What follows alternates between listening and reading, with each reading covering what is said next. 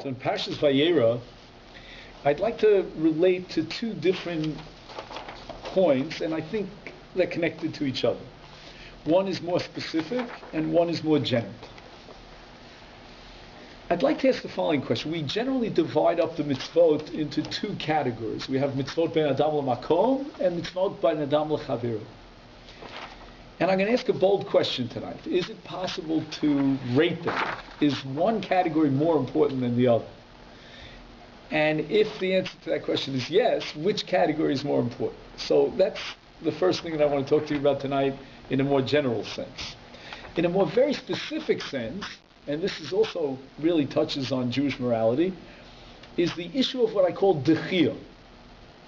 The word dechiyah really means, in modern terminology, what we call situational ethics.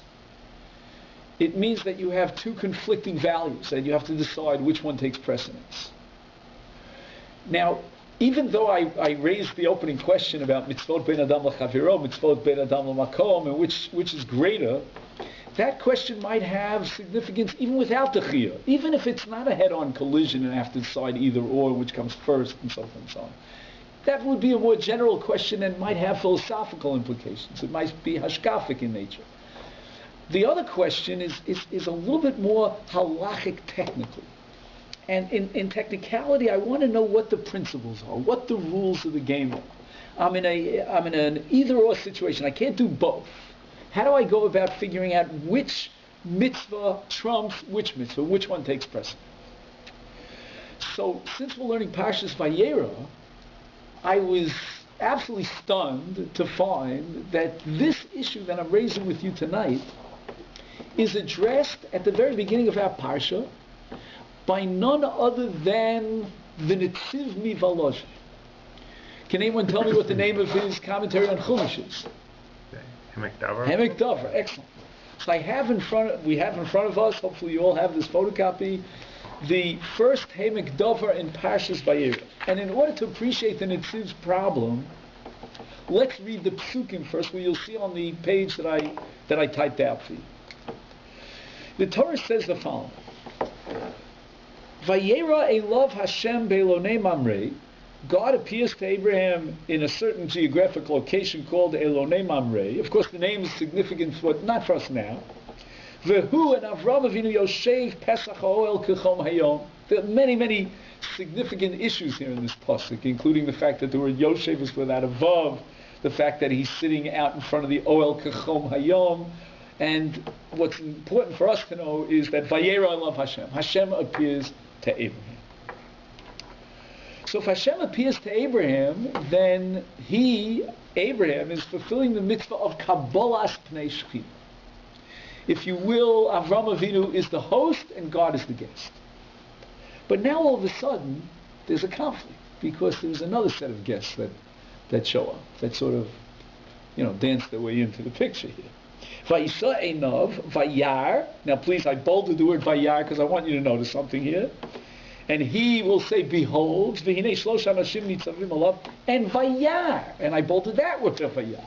Because obviously, since we're sensitive to the language of the scriptures, what question are we going to ask over here?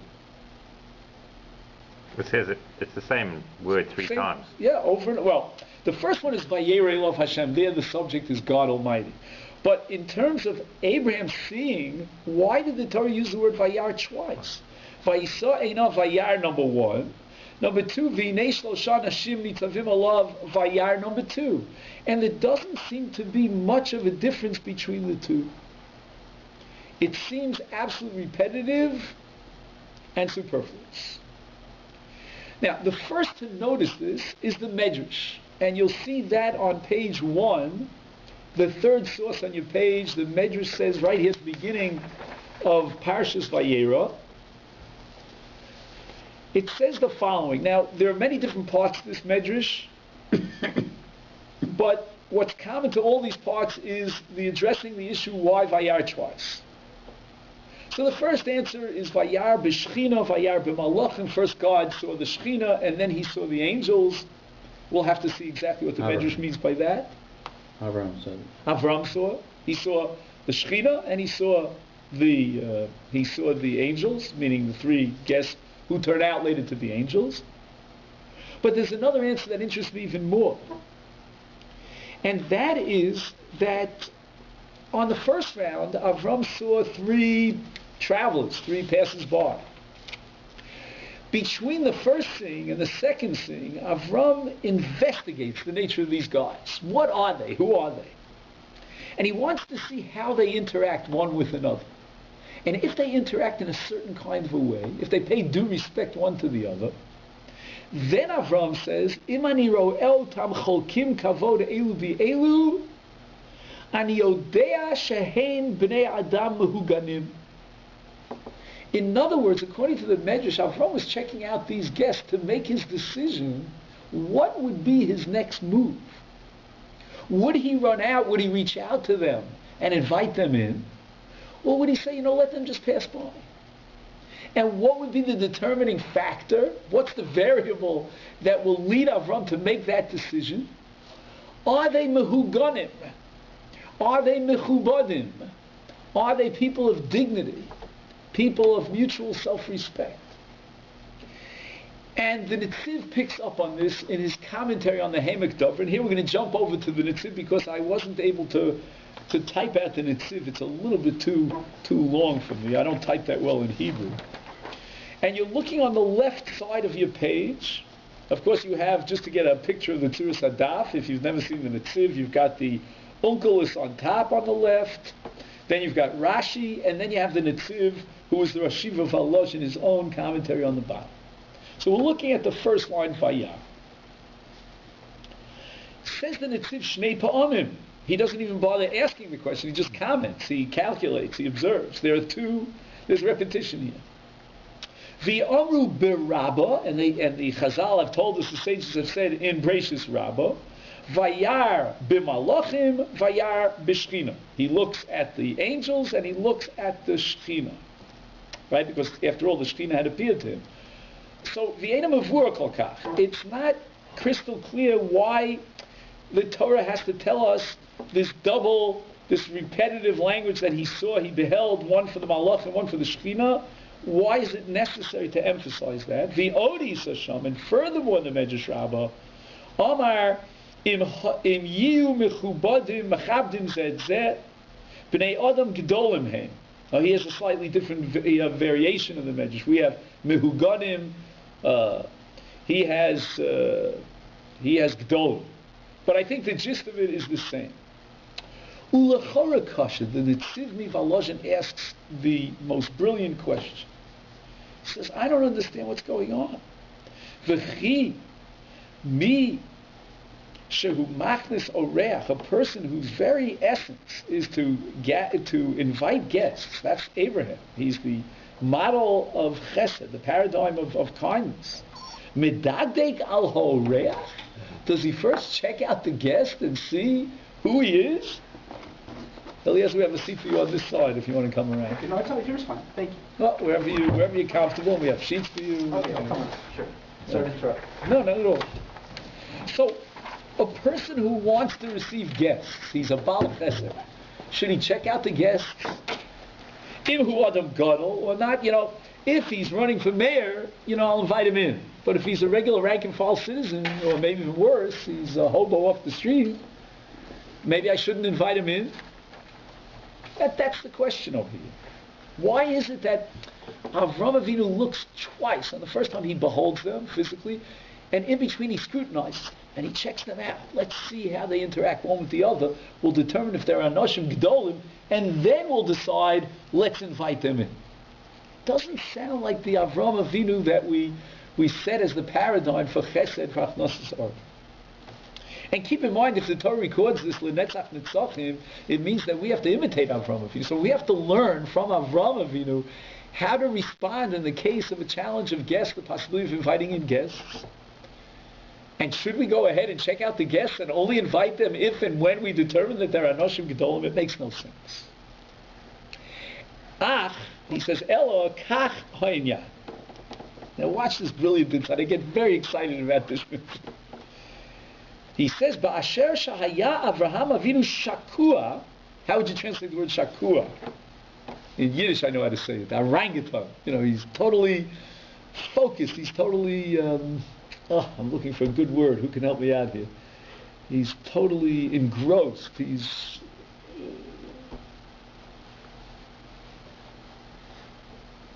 profoundly meditating. I'm still searching for the word I'm looking for. But Not anyway. obsessed, is he? I'm afraid that obsessed may have a pejorative, flavor to it. What I mean to say, shakua in the positive sense. He is totally, totally dedicated and mentally and emotionally involved in a single-minded mitzvah. Ba'otash at that moment. What is that mitzvah? Bi'avat Hashem, the love of God, because who's coming to be with him? He's encountering Almighty God. Bakvalat pnei shchina. He is the host that's inviting the shchina inside. Is this the time to drop everything and go out and invite the guests? Umilvaden, besides the fact, notwithstanding ta'anug, nifla, it's certainly a spiritual high. I mean, it's not something that every human being gets a chance and opportunity at every moment. Even Avraham Avinu, it wasn't like on a daily basis. Chazal say about Moshe Rabbeinu that he had an open-ended pipeline between him and the Rebbeinu Shalom. But this is an unbelievable experience. Chazal tells us that it's me'ein olam haba. The world to come will be that great, incredible tanug of being in a close relationship with Almighty God. But and furthermore, hu mitzvah taseh. It's a positive command. V'ahavta et Hashem Elokecha. Now, let's take a step back. What do we know in general? If a person is involved in mitzvah A, and mitzvah B comes along knocking on his door. He's patur from that one. If Correct. Also mitzvah, Excellent. Hosek b'mitzvah, patur in a mitzvah. Unless it says Shezman Grama? Okay, I know what you have in mind. I wouldn't call it Zman Grum in the classical sense, because that terminology Time is sensitive. yeah, it's time limited, as opposed to one mitzvah which is not time limited. Okay, so we'll see how the Netziv is going to deal with all these variables to try to figure out. Avram is determining whether or not he should get involved, and now we get into what I call kloli dechiyah, meaning if you have situational ethics and you're the two mitzvahs jumping at it, you're ripping you in two directions like Shnayim Oxen V'Talis. Which one do you give your attention to first? And the general rule is if you picked up mitzvah A, you're involved in mitzvah A. Don't pick up mitzvah B. Don't drop A for the sake of B. And how much more so in the case of this tanug, this unbelievable pleasure, which is called Kabbalas Pnei Shechina, such an intense mitzvah, V'ahavtas Hashem Elokecha. So therefore, says the Mitziv, nevertheless there is an issue here. It's not a closed book. It's very complicated. He says, mitzvah, Hashem. If a mitzvah comes along when a person is, now I got the word, preoccupied. That was the word I wanted. Preoccupied with the love of God. He's in this meditational state. Rabbi Aryeh Kaplan wrote this book called Jewish meditation. So here's a case of Avraham Avinu involved in meditation. He's completely preoccupied with that meditation. Nevertheless, mechuyav lahafsik. This is a surprising halachic ruling of the Netziv Mivalozhin. He's obligated to stop. Mi mitzvahs ava. Why? And here, Eliezer, this is your svar from before. She'ein lo zman kavua. It's an open-ended mitzvah. It's not limited in time. Although, again, one could argue that now that God is here, I don't know if he's going to be here tomorrow, but let's... It's not like God reveals himself this way on a regular basis. Right. So let's leave that question now on the back burners as we go through this and see. V'alzeh, on this principle, Ita b'Mesechet Shabbat, we find a Gemara that addresses this in Mesechet Shabbat, B'Perek Mefanim, and this you'll also see if you like. Based on the hint here of the Netziv, I took the liberty of putting this on your page, and it's the second source in the name of Rav, Rabbi Yehuda Rav, Gedola mitzvahs hachnosas orchim yoser me'akbolas pnei shechina. The mitzvah of hachnosas orchim is greater, and therefore trumps the mitzvah of kabbalas pnei shechina. Very, very surprising. I would say that bein adam l'makom should take precedence over bein adam l'chavero. I might say that a mitzvah that you picked up already, your osek ba, that takes precedence over another mitzvah. But no, the Gemara establishes a rule a halachic rule, and by the way, I think it would be relevant if you were on your way to shul. You're running to shul, either to learn or to daven or whatever, and all of a sudden you see somebody coming towards you, a possible guest. Maybe you should decide not to go to shul at this point. You'll catch a minion later on, hopefully. And be makabel pnei orchim. Orchim are great. Achnos orchim is even greater than kabbalas pnei shechina. Shenever, and where does the Gemara establish this? Where does Rav know this from? Oh, al na ta'avor me'al avdecha, correct? He's quoting a pasuk right here. You'll see it on the page. Pasuk Gimel in our parsha. Vayomer Ado, and here you can read it Kodesh Achol. If you read it Kodesh Noi, meaning God, Im no matzasi chen beinecha, al na ta'avar me'al avdecha. Meaning, don't leave me, don't forsake me, don't go up to the seventh tzvul, hang around. Imagine saying to God, hang in there. Keep the Shekhinah hovering. I'll be right back. I'll be right back. Yeah, it took you a quick break, but I'll be right back. Give me a moment. It's like my father used to always tell me that in his shtetl, where he came from in Lita, so they, in Mincha time, when the storekeeper had to go out to go to Mincha, he used to put a sign on the outside of the store, Aleph, Beis, Gimel, Dal. This my father tells me from his childhood. What's Aleph, Beis, Gimel, Daled? Ich bin gegangen davenen. I went to daven. That's what it was at his shtetl. So cute to think about the traditions of then.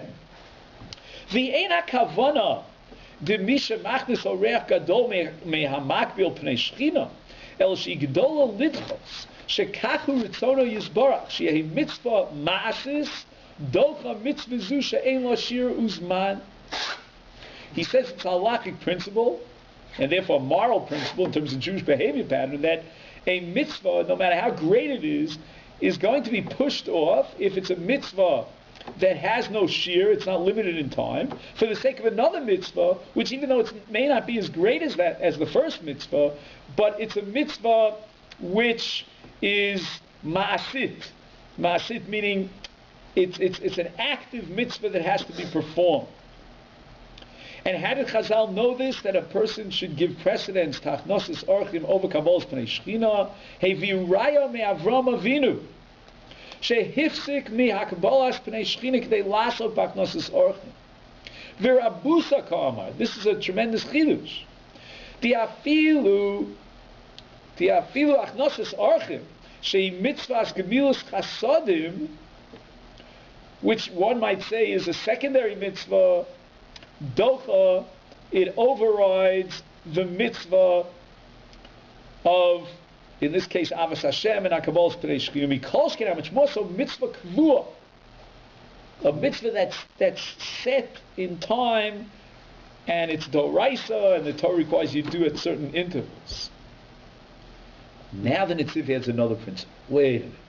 Is this an absolute rule that since I have a mitzvah ma'asit, I drop Kabbalas Pnei Shechina because the Kabbalas Pnei Shechina can be delayed? Oh, no. Says the Netziv, there's another variable here, another condition that has to be added to the equation.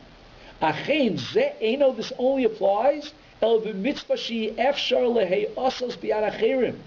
Even in the case of mitzvah ma'asit, an active mitzvah that requires an action like Hachnosis Orchim, to override Kabbalas Pnei Shechina, that's only if the active mitzvah cannot be fulfilled by someone else. There's no agency. I can't send you as my shliach. Im efshar, I would ask you to underline these words. Im efshar lehei osos, if this mitzvah can be accomplished through someone else, b'yad acherim, ein roi lidchos avas Hashem.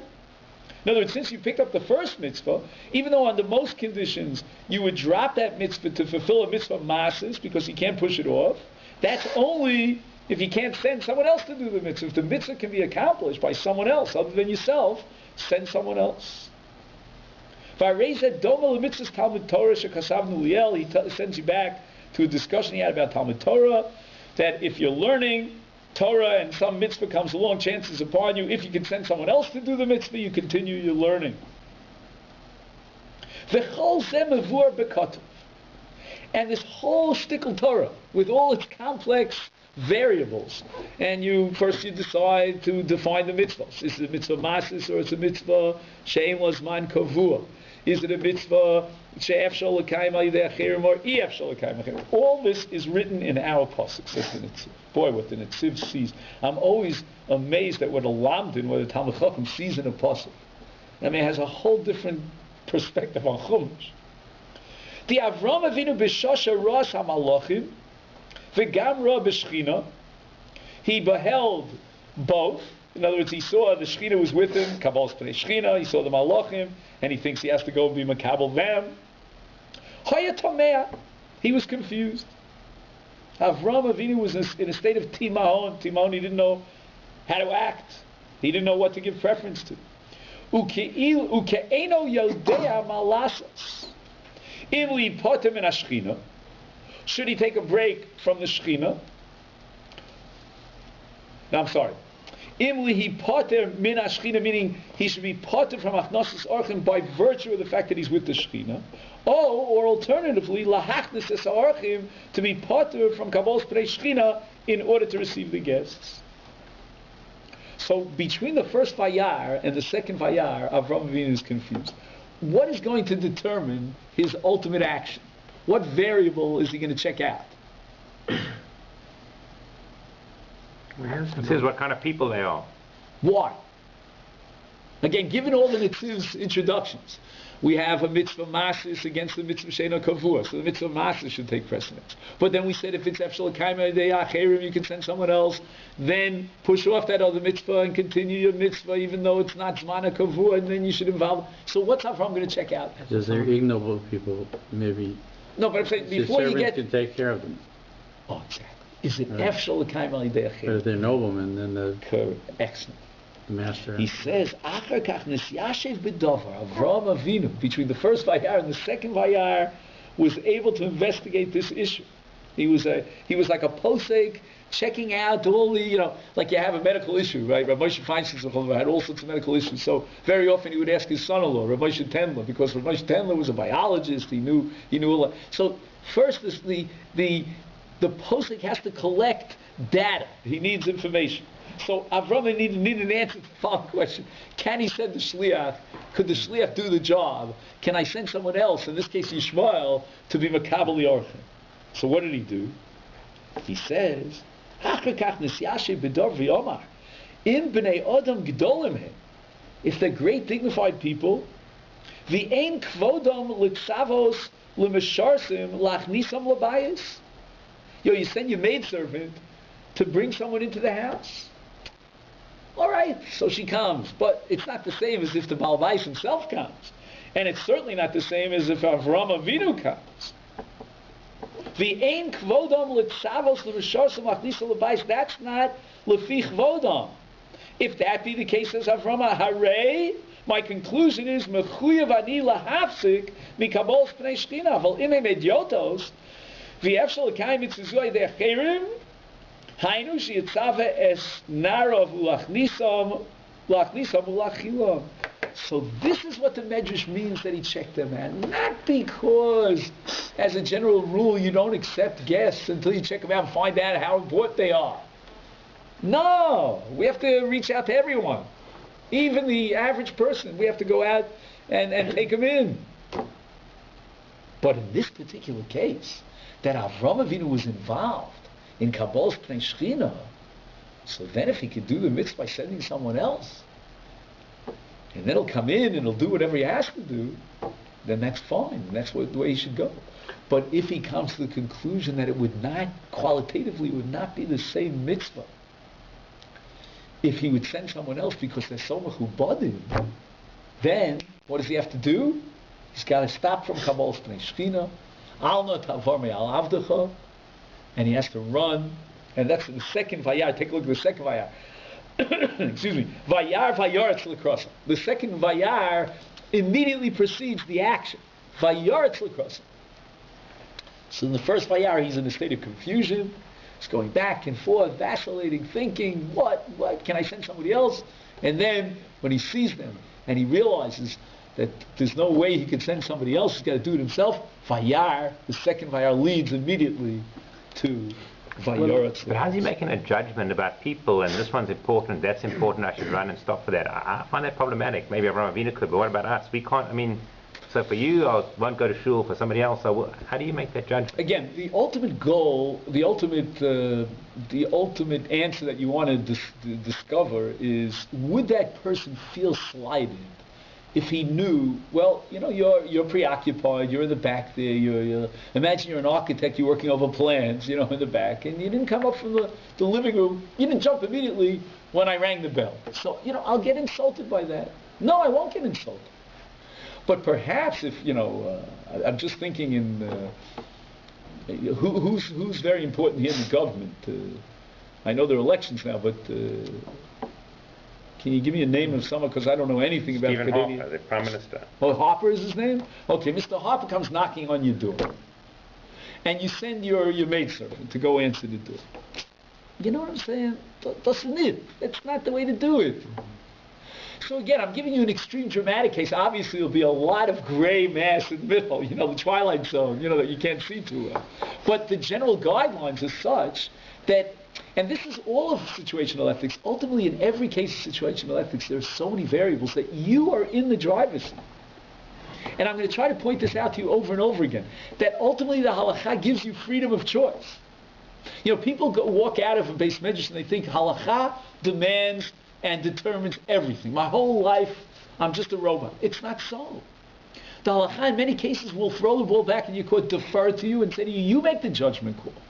But you have to be honest about it. You have to do the best you can. And Avraham Avinu was trying to figure out, and we have to do the same. Obviously, we're going to make some blunders along the way. And people might get slighted. But hopefully, if we're using our thinking caps and we're being sensitive about it and we're analyzing the situation to the best of our ability, we'll be able to judge and weigh the pros and the cons as to whether or not we need to do that mitzvah personally, ourselves, or can we possibly send someone else to do the mitzvah. So what I'd like to do, if you'll give me another few minutes before we open up for questions, and I want to hear your questions, but I do want to get to a certain point so we get to at least to see a little bit more of the picture, flesh it out a little bit, okay? That's what I'd like to do now. So what you have here in front of you is a Gemara in Ksuvas, which you'll see on the top of page 2. It's the second source on page 2. Tana Rabbana.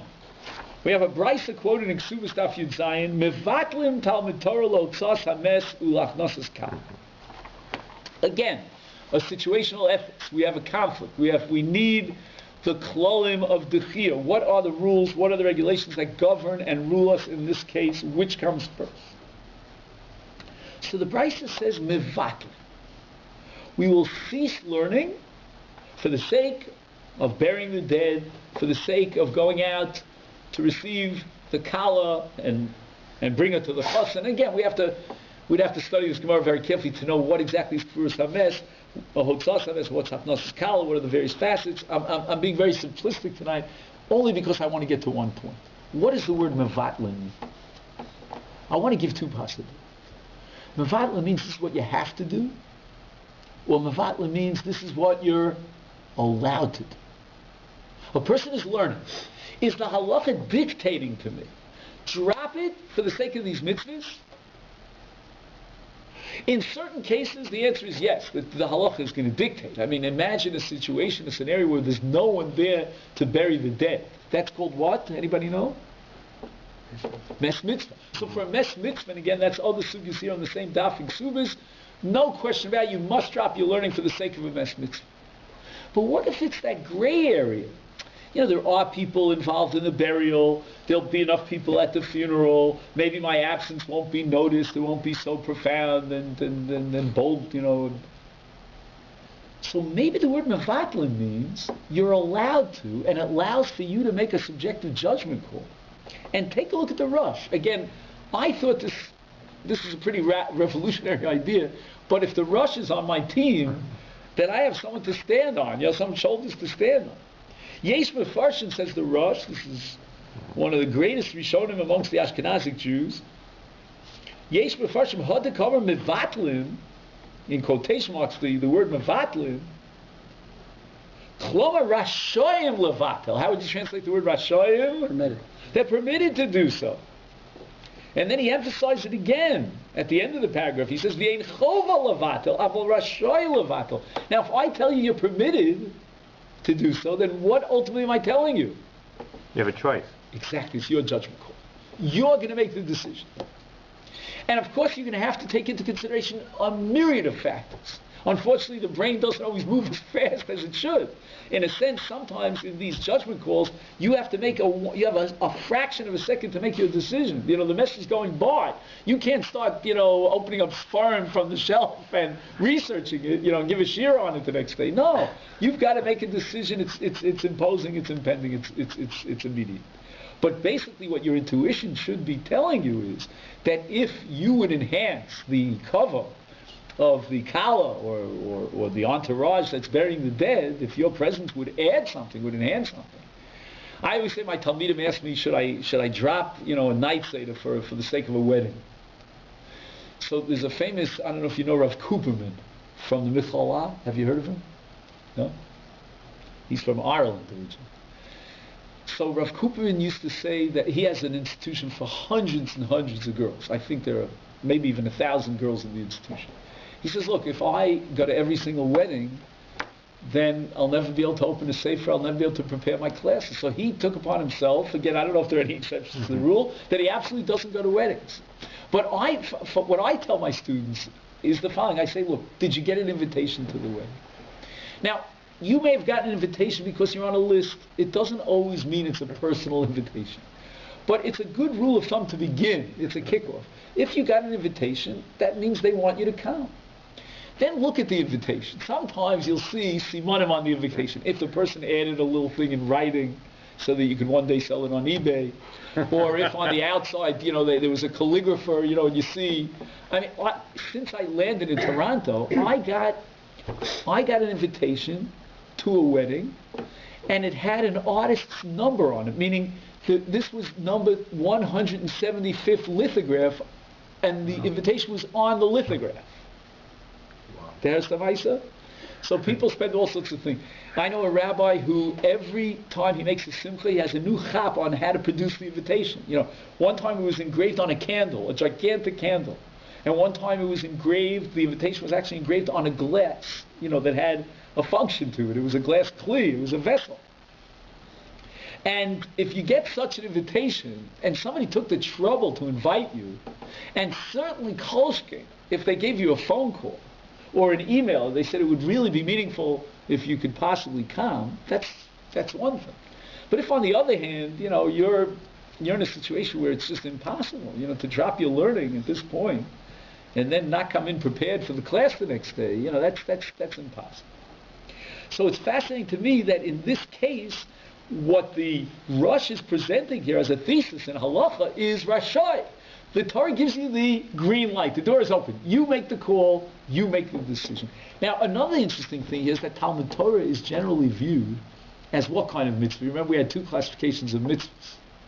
Bein Adam l'makom and Bein Adam l'chaveru. How would you classify Talmud Torah? Bein Adam l'makom. Bein Adam l'makom. And yet, just as we saw in the case of Kabbalah Pnei Shechina, which is a classical Avas Hashem, Bein Adam l'makom, you could drop it for Achnasas Orchim, so too in this case you drop Talmud Torah for the sake of Bein Adam L'Chavera, which is clear in the case of Achnasas Kala, but is also true in the case of Hotzas HaMes, even though it's a different kind of chesed, but it definitely falls under chesed. It's called chesed shalemus.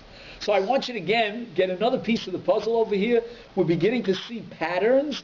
We're beginning to see that there are many variables that kick in over here, and you have to weigh them all. But we're also seeing that we will drop a mitzvah bein adam l'makom for the sake of a mitzvah bein adam l'chaver. And that perhaps is more important to me than anything that we want to discuss tonight. But I want to go on now to another case, which I think is equally important. Take a look on page 1, and you'll see a Gemara in Kedushin. And let me give you a little background. We know that there's a great mitzvah, an awesome mitzvah of Kibud Av Va'em. And the Gemara is going to address two issues of, again, situational ethics, conflicts, and you have to, weigh the pros and the cons and determine what the halacha, what does Jewish morality say. You have your mother asking for a cup of tea, and you have your father asking for a cup of tea. That's case number one. Case number two, your father asks you for a cup of tea, and you have a mitzvah to perform. In both of these cases, we have to know what takes precedence. So I don't know if you're familiar with this sugya. It's a pretty famous sugya. The Gemara says in Kedusha Daf Lamed Aleph, Sha'al ben almona achas es Rabbi Lezer, Abba omer ashkeni mayim, my father tells me, bring me a cup of tea. Ve'ima omer es ashkeni mayim. Ezem en kodem. Omar Le, he says to him, Hanach kvod imecha, put the covet of your mother on the side, V'asei kvod avicha. And the question is why? What is the rule of dechia that applies over here? Why does the father get first dibs? And the Gemara says, Sha'atavi mecha chayavim b'chvod avicha. Because you and your mother both share a common mutual chiyuv kavod towards your father. Meaning she, your mother, is obligated in kavod to her husband. That's part of the marriage agreement. And you, as a son, are obligated in kavod vis-a-vis your father under the mitzvah of kibud avaim. Now, in terms of the other question that I asked you, what happens if your father tells you to bring a cup of water and a mitzvah comes by? So Tosfos addresses that in the next paragraph, and again I bolded it. V'chein avicha omer hashkeni u'mitzvah lasos hanach kvod avicha va'asei mitzvah. So why does the mitzvah take precedence? Shatava avicha chayovim lasos mitzvah, because both you and your father share that common mitzvah, that common obligation vis-a-vis the mitzvah. So it means if you can create like a flow chart here, sort of like a model on a blackboard, what you would have is you have A and B and C in the middle. C is conflicted. He doesn't know where his first precedence, his first preference should go. Should it go to A or to B? If there's a relationship between A and B internally, where A has to subjugate himself or herself to B, meaning that A has to tip his hat and give cover to B, then you, C, will give cover to B because both you and A have a common chiyuv cover to B. If you follow what I just said now, you're pretty bright.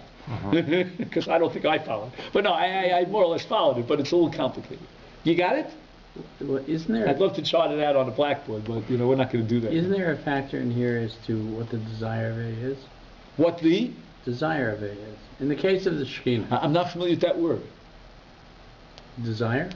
Oh, it's a desire? Yeah. Okay, I didn't hear you. I'm sorry. In the case of the Shekhinah, or in the case of the father, maybe the preference is, I asked for the cup of water, but I'd rather my wife has it first. Oh, that's something else. That's mechila. You're right. That for sure Yeah. would be another variable that would tip the Shekhinah scale. want more? Yeah, that would tip the take scale. That's called mechila. If let's say I have a decision-making process between A and B, who should I give cover to first? And A is mochel to B, then there's no issue. Could that happen in doing a mitzvah though? Like if it's Ben Adam Lamakom is saying, could you say, You Hashem would will need and prophecy for that, or you some don't sort of halacha. That if God Himself tells you to give precedence to man over me, then that's mechila in a sense. But I'm assuming all things being equal, we have no way of determining that. No little birdie's going to whisper in my ear, oh, God gave, he pulled out.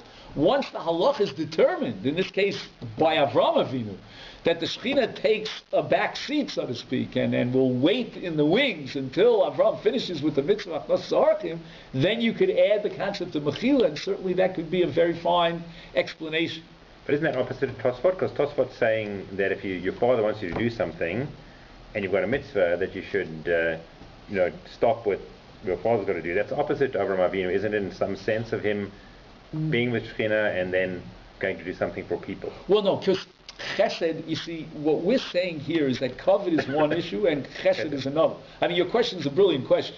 But I think the answer to your question is that Achnasas Orchim is seen as a mitzvah per se, because of the physical needs of a person. In the case of Kavod, we're talking more about a psychological... It's not a mitzvah to give tea to your father. I mean, it's Kavod. It's Kavod, right. Now, if your father was desperately thirsty, that maybe, which reminds me I could use a drink too, but that would be slightly different, and then it might take on different new dimensions. But from the dimension of Kavod, Again, we're setting up this structure where, if he's chayv and cover to him. But again, what I want to convey to you here is klolei dechia. Now here I want to ask a major question. So again, let's go over the facts, and then I'm ready for my question. Dad asks me for a cup of water, Mom asks me, who do I give first? Dad. Dad. Does that mean, this is a trick question, therefore you'll guess the answer, because I told you it's a trick question. I shouldn't have told you.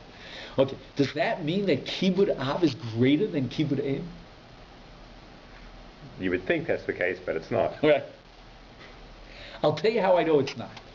What if they're divorced? This halacha doesn't apply. All the poskim Pe'achim unanimously say that if they're divorced, take your choice. The judgment is yours. Now, how would you go about making that judgment between father and mother? I don't know. That's a tough one. I have a feeling that most people might give cover to the father first anyway, but, the Gemara does say that a father is a little bit distant to his son compared to the relationship between a mother and a son. There's more of an intimacy in a sense, the Shtadus Devarim, That's why they put Avicha first. Correct. And Yira was flipped. Correct. But at the end of the day, Kibud Av v'Em are equal. And that clarifies what I want to tell you tonight, that Klolei Dechia, meaning the rules and regulations that govern precedence in an either-or situation, are not the same as determining inherently, existentially, which mitzvah is greater than the other. And now let's go back to the Netziv, and you may or may not have noticed that I sort of fudged it on one or two lines, and I deliberately did so because I wanted to be ready to call your attention to those lines that I skimmed, I should say. Let's go back to the Netziv once again. Now we're on the right side of the page, and about, I would say, 2/3 of the way down the column. The ein hakavana, the first word in the line is hakavana. Actually, we can count up lines from the bottom of the page if you like, because I'd love you to underline this. 1, 2, 3, 4, 5, 11 lines up from the bottom. He says, the ein hakavana. Don't misunderstand this halacha. The misha machnis oreach gadol me'hamakabel pnei shchina. Don't think for one moment that since the halacha tells me I have to drop Kabbalas patiently for the sake of Kabbalas ha'orchim, that therefore Kabbalas ha'orchim gives me a greater status. I'm greater because I'm involved in a greater mitzvah. We're not dealing with weighing mitzvahs. The Netziv is telling you that when the Gemara tells us in Shabbos and Perek Mefanim, Gedola hachnasas orchim yoser mikabbalas pnei shchina, the word Gedola does not mean inherently it's greater. The word Gedola means lidchos. It gets the first, the first rights to be doche. Just like we saw in the case of Kibud Av and Kibud Em, we're not weighing which Kibud is greater. In fact, I will sign and put my reputation on the line. I am absolutely orev to tell you, you can take me to court for this, that there is no inherent difference between Kibud Av and Kibud Em. There's nothing inherently great about Kibud Av than Kibud Em. And yet, Gedola Kibud Av, Yosef Kibud Em lidchos. It's halach in dechia. Thank you so much.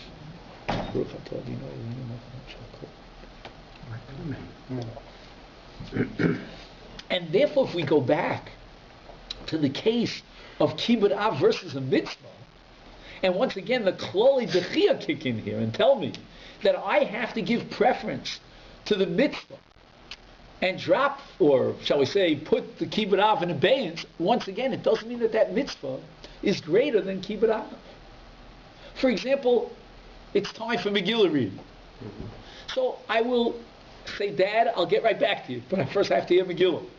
That doesn't mean that Megillah reading is a greater mitzvah than Kibud Av. I would be hard-pressed to take that, to maintain that position. Kibud Av is in the Decalogue, it's in the Big Ten. I mean, Megillah is very important, but basically it's a mitzvah d'Rabbanan.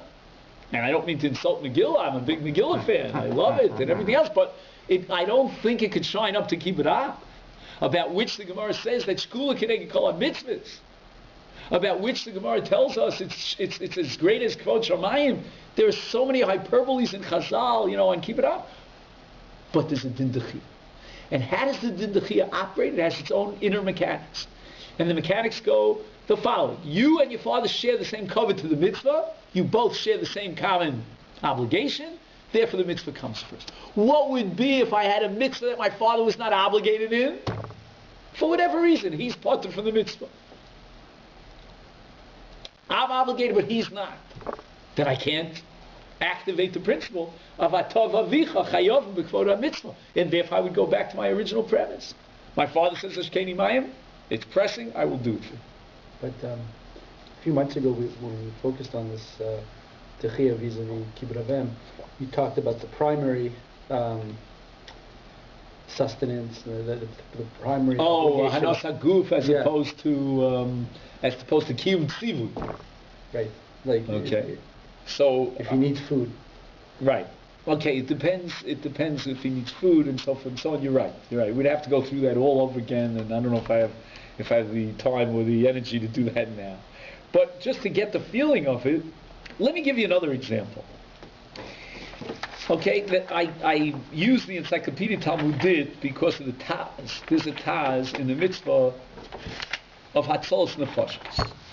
Right, one of the great mitzvahs that we have in the Taryag is to save lives, and there are people who are dedicated to that mitzvah.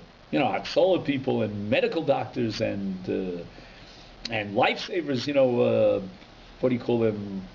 Lifeguards. Lifeguards, right? Lifeguards.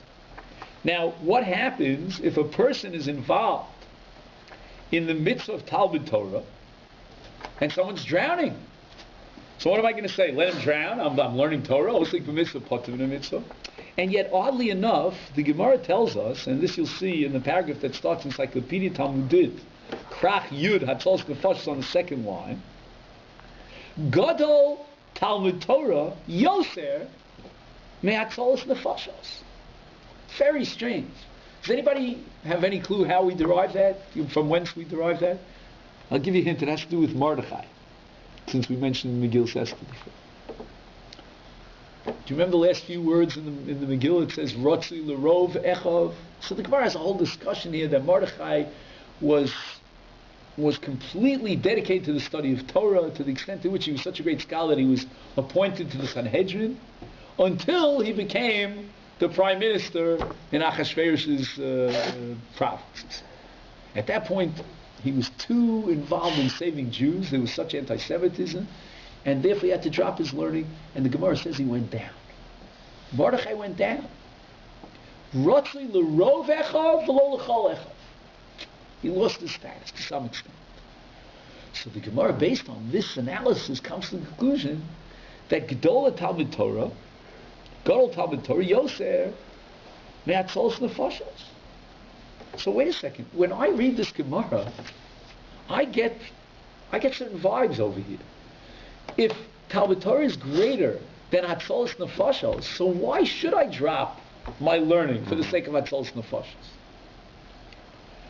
So maybe in a sense the Gemara is hinting at me that I should continue learning. In Yiddish we say "Viken design." It can't be. It's impossible. So the Taz in Yoredeya reinterprets this Gemara. V'yesha kosvu, this is the Taz. Shelo amru, when they said that Talmud Torah is greater than Hatzolos Nefashos, ela sheyoser yesh zchus, it's a greater merit for a person that God will give him the opportunity to focus on his learning. He won't be bothered every 5 minutes because the phone is ringing. You have great leaders in Israel that are so involved in Hatzolos Nefashos of different sorts, and they're bothered day and night with different mitzvahs that are pressuring them, that are knocking on their doors. So if there are two people that we're comparing, Reuven and Shimon. Reuven is dedicated to the study of Torah without interruption, and God merits him to be totally focused, that he doesn't have any mitzvahs knocking on his door, interrupting his learning. And then you have Shimon. Shimon, on the other hand, is dedicated to Hatzolos Nefashos, but he doesn't have time for learning. So on that, the Gemara says, don't misunderstand that because Shimon is involved in Hatzalas Nefashos, as great of a mitzvah that is, that he's in a superior status to the one who's dedicating himself to Torah. That's not so. On the contrary, it's the exact opposite. But it doesn't mean that if a person is involved in Talmud Torah, that he should say, Osik b'mitzvah potem b'mitzvah, and I won't get involved in Hatzalas Nefashos, chas v'sholom. We know that that's not the din. So again, we have this dichotomy, this duality. We have two different dimensions. We have one dimension of Hilchas Dechiyah, the Klali Dechiyah that we spoke about, and in that case, in this situation, I have to drop Talmud Torah for the sake of Hatzalas Nefashos, but it doesn't necessarily tell me, therefore, that inherently Talmud Torah is inferior to Hatzalas Nefashos. That's a whole different dimension. Hatzalas Nefashos, by its very nature, will always be time sensitive. Correct. The other mitzvah, not necessarily, could be time sensitive. I'm not sure if it's always time sensitive. I don't know. I'm not a physician. I would assume that you do have, a certain. Let's say you gave a how you say in English, tipul,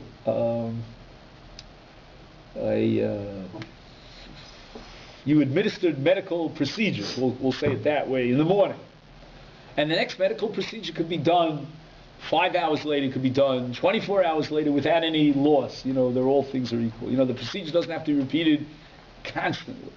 In the case of someone who's drowning, obviously that's time sensitive. If you wait to see you halter, if you delay 1 second, you've lost both.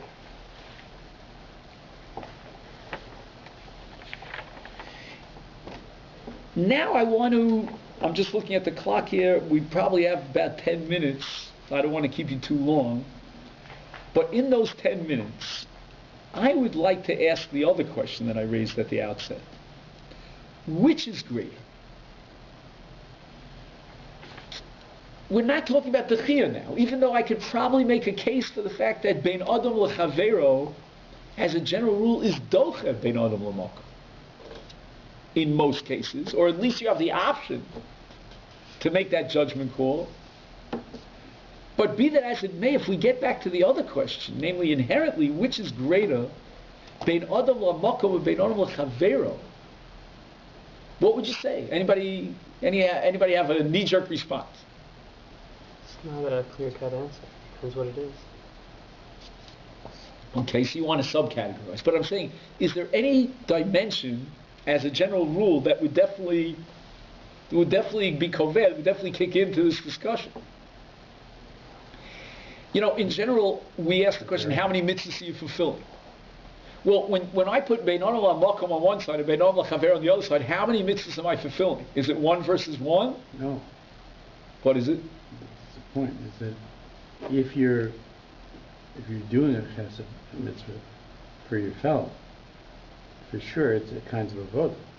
So it's not only Bein Adam L'Chaver, but it's also Bein Adam L'Makom. Now, I think you're 100% right, but I was very scared to say... Maybe in Kiddush Hashem at the same time, right? Okay, that to boot, Kiddush Hashem. And I think that's our right calculation. Okay, but now I need a proof text. I looked for a proof because I was afraid to take this bold step and say that Bein Adam L'Chaveru is a twofold mitzvah. It's like 2 for the price of 1. And I found a Rambam at the very beginning of Masechta Peah, Mishnayos Peah.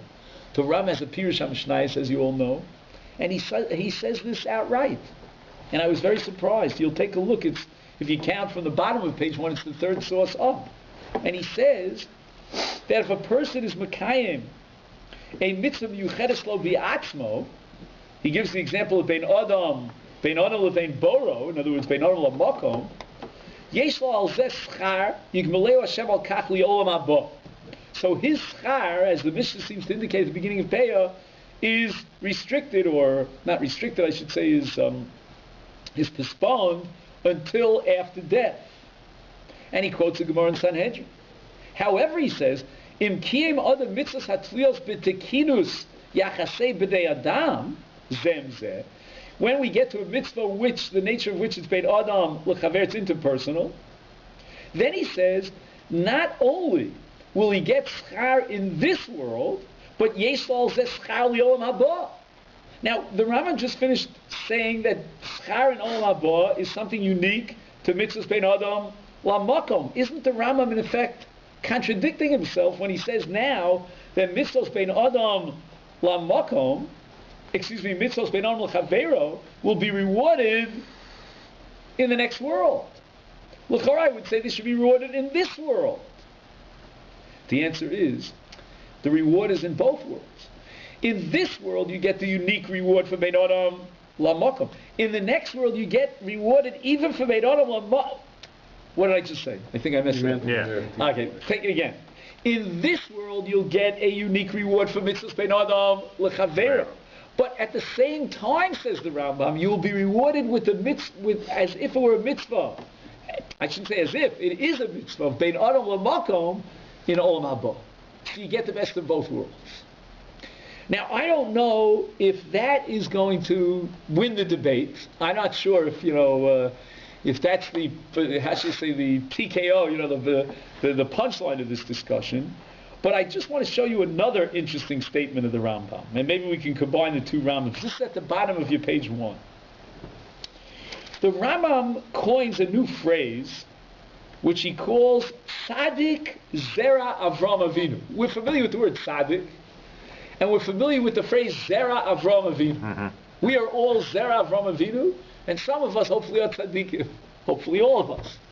But we never combine those two. And the Rambam coins this phrase, it's almost like a hyphenated phrase, Tzaddik Zera Avram Avinu, meaning his tzidkus captures the legacy of Father Abraham. Now, if you would ask me about the legacy of Father Abraham, and some of you were here last week, what was great about Avram Avinu? What's the first thing in Avram Avinu's career that conjures up in your mind the greatness of Avram Avinu? Truth. His love for truth, his dedication to discover the one God, and not only to discover the one God, but to prove it, to demonstrate it in front of the nations at a time where they're all idol worshippers. And Avram Avinu is the great knight of faith. So if I would have written the Rambam, I would have said, if you want to be a tzaddik, mizera Avram Avinu, choose that unbelievable attribute of Avram Avinu, who's willing to be moser nefesh for the sake of his emunah, his belief in one God. But that's not what the Rambam says. Where does this Rambam appear? In the 10th parak of Hilchos Tzedakah. Says the Rambam, Chayovim anu lihizar b'mitzvah tzedakah yoser mikol mitzvah saseh. And why? Shehatzedakah, Simon, it's a demonstration, it's indicative, l'tzadik of a person who's a tzadik zera Avram Avinu. In other words, when the Torah says, I choose Avram Avinu, he's going to get my Torah, he's going to be the first in this whole chain of the chosen people. Why is that so? Not because of his belief in one God, as great as that is. Not even because of his willingness to sacrifice his life for that belief against the entire generation, but because of his tzedakah, because of his bein adam l'chaver. That too, I think, leads me to believe that bein adam l'chaver is greater than bein adam l'makom. And very quickly, because we're really running out of time, I want to share with you a few quick things, and then those who can stay and discuss this in a little bit more detail, then certainly I would appreciate it. But just to really go through it, almost daven it up, as we'd say. I hate that phrase, daven it up, because it's antithetical to what I believe in. But it's an idiomatic phrase that became very popular.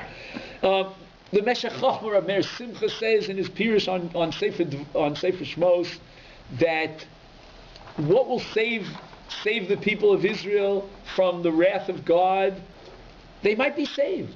They might be indeed spared, despite the severity of Avodah Zarah.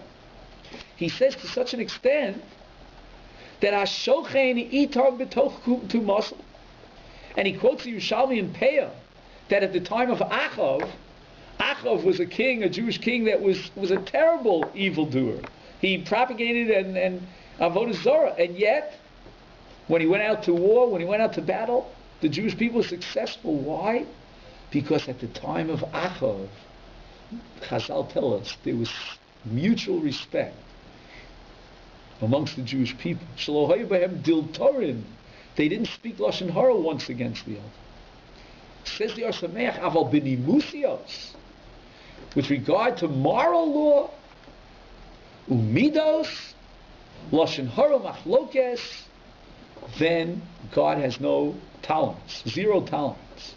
And he quotes a pasuk in Tehillim, which is scary, that HaKadosh Baruch Hu will completely leave us to our own natural situation, and will chas v'shalom be destroyed. And why? Because in Beit Adam L'Chavero, the sinas chinam and so forth and so on will lack. And then another few very quick points. Number one,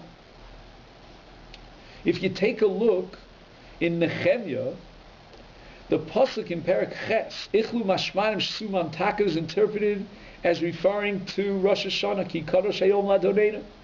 And therefore it says in Shulchan Aruch that for Rosh Hashanah we dress in the proper clothing, Yontif Tika clothing, and we eat the right meals and delicacies, and we basically celebrate Rosh Hashanah as a Yontif. But in the Sefer Doviv Meisharim, he asks the question, but Yom Kippur is also a sanctified day, and yet Yom Kippur is full of fear and trembling, pachad, v'ema. Why is it that with regard to Yom Kippur, we don't have the same relationship to the day and observe the day as we do in Rosh Hashanah? So the Doviv Meisharim quotes a tradition amongst the Bali Musa that each one of the 10 days of Tshuva parallels one or the other of the Aseres HaDibros. And the first, namely Rosh Hashanah, parallels the mitzvah of Anochi Hashem Elokecha. And the second day, which is also Rosh Hashanah, parallels Lo Yilach Elohim Achirim. That's the paradigm of Bein Adam L'Makom. Yom Kippur, on the other hand, is the end of Lo Sachmod, which ends. Anybody know the last word in the 10th commandment of the Decalogue? L'Reach. That's already Bein Adam L'Chaver. Yom Kippur is related to Bein Adam L'Chaver. And therefore there's so many piyutim in which we ask Hashem to end all katata and all division and all divisiveness, and the lashon hara, and the very tzom, we spoke about it once before, it integrates the Jewish people into one whole, and we have to ask mechila and all these dinim. That's why, according to Doviv Meisharim, Yom Kippur is a very frightening day. Because we know with God somehow we can make amends, we can do tshuva, we can square, and we'll be good buddies. But when it comes to Bein Adam L'Chavera, that's a pach. And Chazal speak over and over again about the severity of Bein Adam L'Chavera and what it might cause and the punishments thereof. And the last thing that I wanted to share with you, and with this we'll end for the night, is the concept that I said before about a judgment call. That sometimes, going back to our discussion before of situational ethics and conflicts, you have to make a judgment call. And with regard to Eretz Yisrael and Yishuv Eretz Yisrael, there are myriads, literally dozens and dozens of issues about what would override the mitzvah of Yishuv Eretz Yisrael, or if you're in Eretz Yisrael, you live there, what would allow you to leave Eretz Yisrael. And there are Gemaras in Avodah Zarah, on Daf Yud Gimel, you're allowed to leave for this reason, for Torah, for marriage, this, that, and the other. But one of the various discussions that comes up is, are you allowed to leave Eretz Yisrael in a case of famine? If there's a famine in the land. And just from a point of view of sustenance and financial success, you're in dire straits. That's what Yaakov and his sons did. And what about Avraham Avinu? You skipped Avraham. Right? In the parsha that we read just 3 days ago, what does it say? Vayera av ba'aretz, packs his bags, and he goes to Mitzrayim. Did he make the right decision? Anybody know the Ramban? No. Ramban blames him for this. Ramban lashes into him. Failed test. Laces it into him. It says the Ramban, and you'll see it here on page 2, the 4th source down. The Ramban says, "V'daki Avram Avinu chata chet gadol." Bishkog, he didn't do it deliberately, but it was a chet gadol. And what was the chet? First of all, to expose his wife, the tzadekes, to the michshal avam, that she was taken into the king's palace, and we know why she was taken in. But secondly, says the Ramban, Gam yitziato min haaretz, even leaving Eretz Yisrael, shenitztava aleh b'tchila, that God had commanded him to go to the land and dwell therein. Leaving Mipnei ha'ra'av, for famine, avon asher chata, says the Ramban. By the way, to my knowledge, there's no explicit source for this Ramban, no basis for it. It's the Ramban's own chiddush. But the Ramban says, because of his very great sensitivity, if you know the history and the love of the Ramban's love for Eretz Yisrael, his existential connection to Eretz Yisrael, Avraham Avinu was not allowed to go. But rather he should have had bitachon in Hashem. Didn't he realize that God could save him? Just as God had saved him in the past, he would save him again? But my friends, there's something very, very strange going on. Because the Gemara Bava Kama, Tana Rabbanan quotes a brayso, Ra'av ba'ir pazer aglecha. That if there's a famine in the town, even if it's in Eretz Yisrael, again you have to see the Gemara, check out. Pazer aglecha, pack your bags. And the proof of it is, Shenemahar, Vayehi Ra'av ba'aretz, Vayered Avraham Mitzrayma, Lagur Sham. I don't get it. According to the Ramban, how are we reading this Gemara? The Ramban says that we have to take Avraham to task for leaving Eretz Canaan because of the famine. He should have relied on God.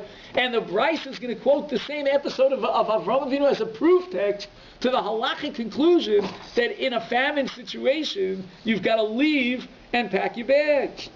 The answer, I believe, is that you don't have to leave. You're allowed to leave. Remember what we discussed in the Rush of Mevatlin Talmud Torah.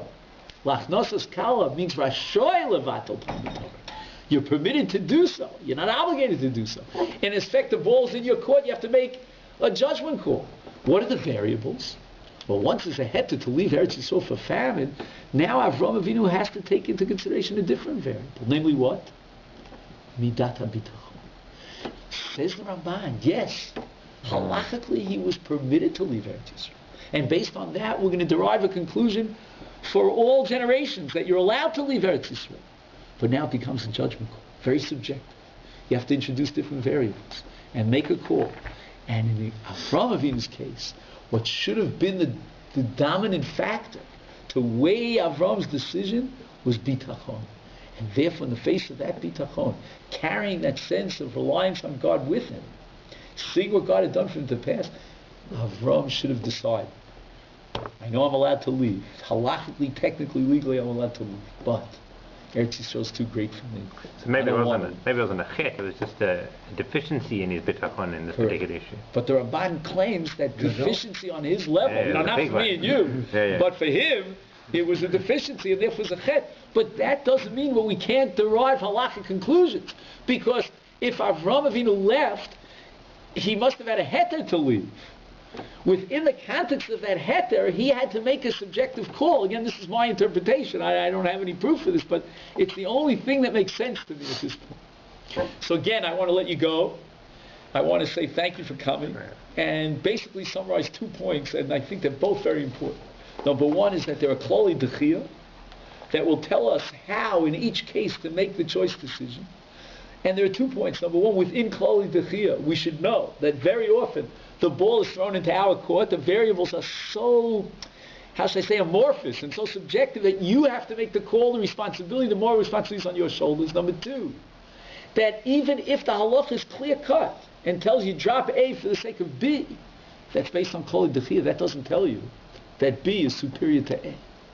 And the second point that we made is that there seemed to be evidence to draw us to the conclusion, to lead us to that point in which we say Beit Adam L'Chaveiro is even greater than Beit Adam L'Makom. Yiratzon would be his will that we should fulfill all the mitzvahs. Beit Adam L'Makom for sure, but Beit Adam L'Chaveiro. And if we're meticulous about this, we know that Tzion b'mishpat tipada v'shalveha b'tzedakah. We're close to the Gula Shlema in Hervim. Very good. Thank you very much.